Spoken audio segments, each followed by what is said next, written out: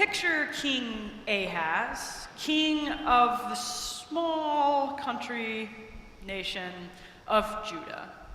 Picture him in his palace, drumming his fingers on the side of his chair, because he faces a pretty large problem. His two neighboring nations, Israel, separate from Judah, Israel, and Syria, are ganging up against him. For a long time now, Syria and Israel have been vassal states of the much larger Assyrian Empire, and they're tired of paying tribute, and they want to revolt. And they've decided that Ahaz should join them in the revolt, providing men and arms to their cause. And Ahaz has told them no, because he doesn't want to go picking on the big empire. And they said, okay, fine then, we'll invade you and dethrone you, and bye-bye Ahaz. We'll put a puppet king in your place. And so Ahaz decided to go around the back door and introduce himself to the Assyrian king, buy him off, ask the Assyrian king for salvation, to save him from these invading armies. And so he raided his own temple and took a bunch of gold to the Assyrian king. And then he made a temple in his own temple, he made an altar in his own temple to look like the one the Assyrians used to their gods, all to kind of buy off the Assyrian Empire. But he's not sure it's going to work. Can he really trust the king of Assyria? And Israel and Syria are still on his borders threatening invasion. War and devastation loom. And he sits in his palace, drumming his fingers, trying to figure out if his scheme is going to work. And into the chamber room comes the prophet Isaiah. And Ahaz rolls his eyes, because this is not his first interaction with the prophet, and he doesn't usually relish the interactions with Isaiah, because Isaiah always seems to know what Ahaz is doing, probably his divine connection. And so Isaiah comes in, and already Ahaz knows that Isaiah knows about his backdoor deal with the other king. And Isaiah's no fan, which means God is no fan. And so Isaiah says, in effect, what is it going to take for you to trust God, that God will save you from the invasion? What will it take? God says you can ask any sign you want, as high as the heavens, as deep as the land of the shadows. You name it, God will do it. And Ahaz, in a fake move of piety, says, oh, well, I would never want to put the Lord my God to the test. Because Ahaz doesn't want a sign. He just wants to go with all the tangible ways that the neighboring empire could save him. He's given away a lot of tangible gold. And Ahaz worships a lot of false gods. So he doesn't want to ask for a sign. And he wraps it in a bunch of pious language. That's a trick as old as the book, right? But no one's fooling Isaiah. And he says, are you kidding me right now? You really want to put God to the test and test me too? I'm sick of you, Ahaz. So here's the deal. God's going to give you a sign anyway. Because even if you're standing in the way, God cares about the people of Judah. And here's the sign. A woman will give birth to a child. And the child's name will be Emmanuel, which means God with us. And before the time the child eats solid food, before the time the child can discern good food from bad food, those that wish to destroy you will be done. And Ahaz thinks, that's an odd prophecy. It sounds more like the Harry Potter I was reading to go to sleep last night than something that really should be in Scripture. But Isaiah is dead serious. Because it's no trivial matter to bear a baby in a time of war in like the centuries ago. So many women and children died in childbirth. And so many children died in infancy. And if there's a war going on, if your neighbors are besieging you, who's the first people to die? It's children. It's mothers of children. It's no small thing that this woman who's giving birth in this moment of deep darkness, of threat on the borders, that her child will live. And not only that, that by the time the child can eat solid food, so what is that? Like 1.5, 2, the war will be over. It'll be done. And that child will grow up.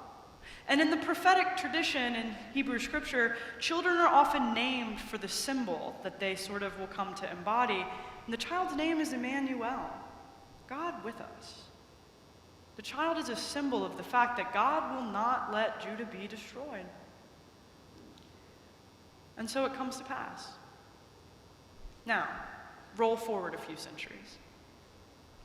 Our gospel writer Matthew is sitting down in the year 70-ish, 80-ish, 90-ish, and he's trying to explain to his mostly Jewish readers who Jesus is. And he remembers from his own scripture readings the story of Ahaz, Emmanuel, God with us, a child born in deepest darkness to save a people, to remind them God is with them. And Matthew says, that will help people understand who Jesus is. And he picks up this prophecy out of Isaiah and he reinterprets it and says, that's who Jesus is. Emmanuel, God with us. He reinterprets it and intensifies it. The baby born back under Ahaz was a child with a symbolic name. This child being born really is God with us.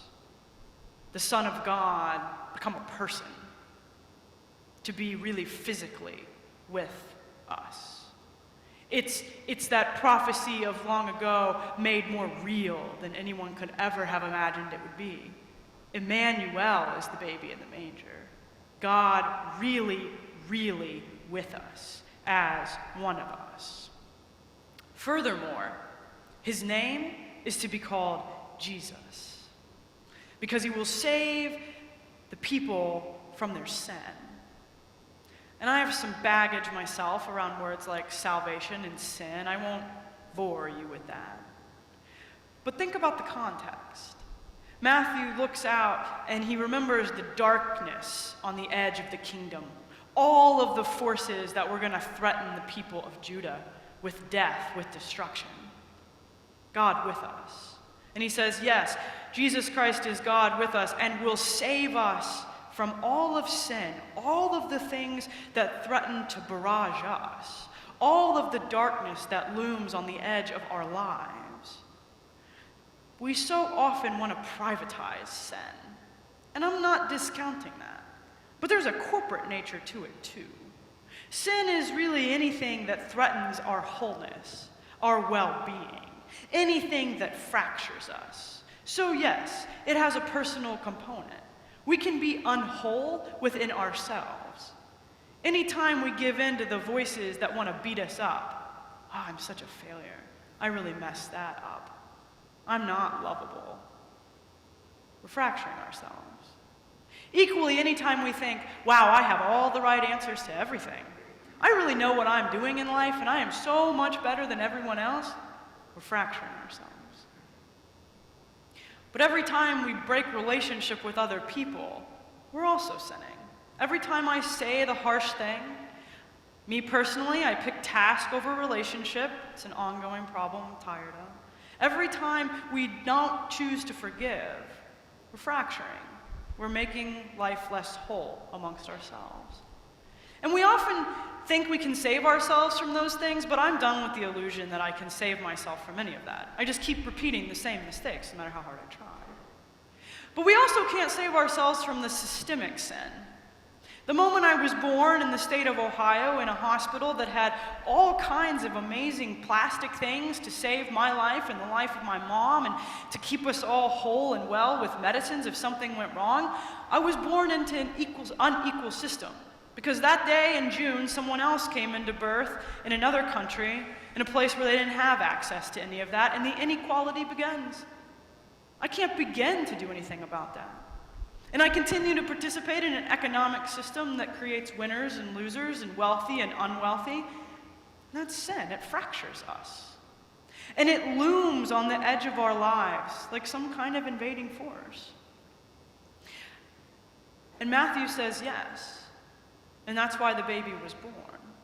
God with us, Jesus, to save us from all of that, a rescue, to mend the things that are unwhole, to desire well-being for all people, that might we all be whole and well and unfractured.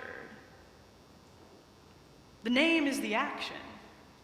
Jesus is with us, saving us from our sin. We can't pretend like it's just an eternal promise. Ahaz is saved in the present. We are saved in the present. And it wasn't an obvious sign to Ahaz or the people of Judah. They had to look with different eyes and trust God in a new way, and so it is, I think, for us. It's not always obvious that God is out mending the world and making it right. It's not always feels obvious to me that God is up to something inside of me, doing a new creation. It requires a kind of stillness. It requires a different way of being, in which we listen more deeply to ourselves and the world around us. When we pay attention to the deepest parts of our lives and realize that God is at work, that this is a hopeful story. It's about a present salvation in which God is at work in us, making us more whole throughout our lives. One doesn't need to wait until death or some eternal destination. The promise is for now, for a making of right now, for an attunement to self that helps change our stories, that helps us be kinder and gentler, that helps us see and upend the narratives our culture and politics tell us and live in a different way.